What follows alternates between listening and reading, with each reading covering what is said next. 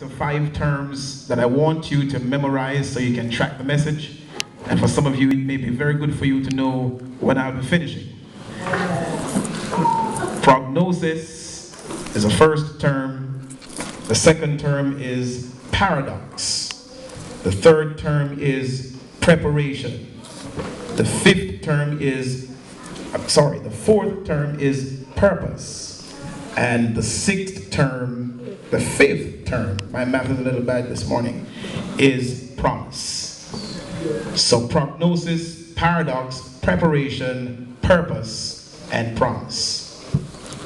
Let me start with the prognosis, which is generally defined as the prediction of the probable course of a disease or disorder, as well as the probability of recovery. In medical circles, a prognosis is usually subsequent to a careful diagnosis.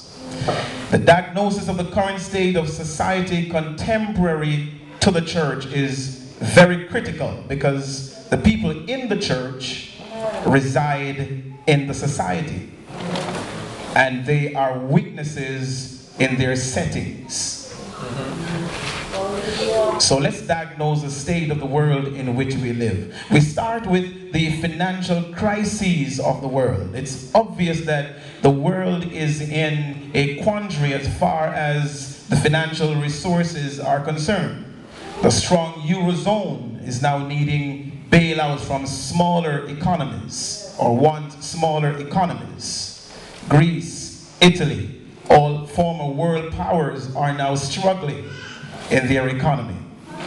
The United States, said by the BBC News Network, to be moving from boom to bust. Yes. And it concerns all of you and me, amen? I'm from Jamaica, but if the United States sneeze, Jamaica catches a cold. The USA Department of Labor reported on Friday, February 3, 2012, that even in the wake of an improvement in the job market, that still over 8% of Americans at the working age are still unemployed. The Labor Works of America reports that every 3 months, 250,000 new families enter into foreclosure. Research statistics released by Forest Institute of Professional Psychology, and of course backed up by various other researches that I was privileged to view, shows that in the United States, 50% of first marriages ends in divorce, 6 to 7% of second marriages, and 74% of third marriages end in divorce currently. The latest statistics by the U.S. Census Bureau Statistical reveals that 10% of births are attributed to teenage mothers. And this is the leading figure in the world. Over 40% of births occur out of wedlock, and approximately 30% of households are led by a single parent, and in 77% of the cases, it is a matriarchal home. According to Nation Master, the United States are second in the abortion statistics for the year 2011, behind Russia, with 1.2 million abortions in the year 2011. The homosexuals are constantly advancing their agenda for acceptance and equality in society and, sadly, in Christendom. Some churches have already bowed to the pressure and have ordained homosexuals to ministry and adjusted their articles of faith to accommodate homosexual perspectives. The American public school systems has now incorporated in their curriculum content on sexual orientation. Lesbian, gays, bisexual, and transgender issues are now being taught to our children and adolescents in order to foster greater tolerance and even acceptance of this alternative lifestyle.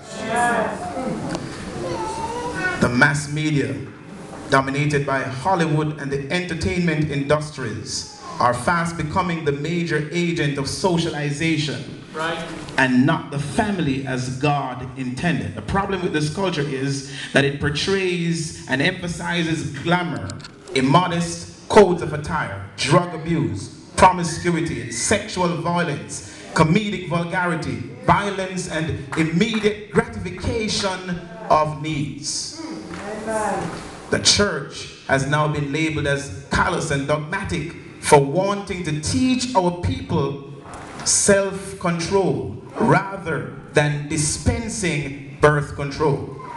The Federal Bureau of Investigation reported that there has been an increase in rape cases in Boston, Massachusetts between the years 2010 and 2011.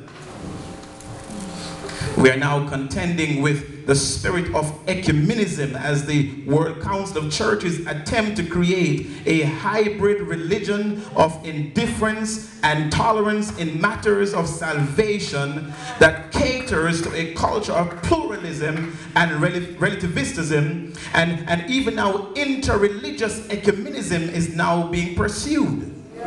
I heard that they are trying to create a Bible that is not hostile to the cause, that or does not exclude a religion such as Islam.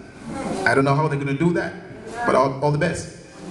The spirit of Antichrist is unleashed, and one wonders what will become of the church in a world that is so violent, egotistic, narcissistic, sexually explicit, where little resource is spared in hedonistic indulgence and the relentless pursuit of pleasure.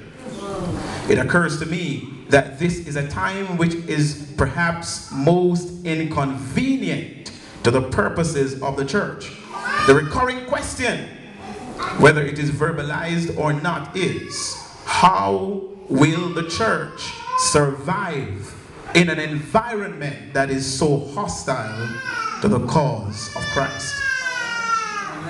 The prognosis, my brothers and my sisters, seem bleak for the church.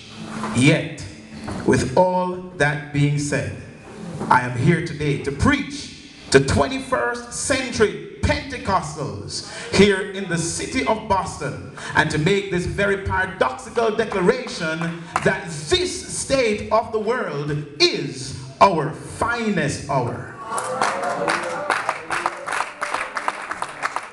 Now, why can I do that? Because I have come to recognize that our word prognosis is simply a reflection of hindsight. As we look back, we try to project forward. That's how we do a prognosis. But in the Greek rendition, prognosis is the word for God's foreknowledge. Now, why is this critical? God knew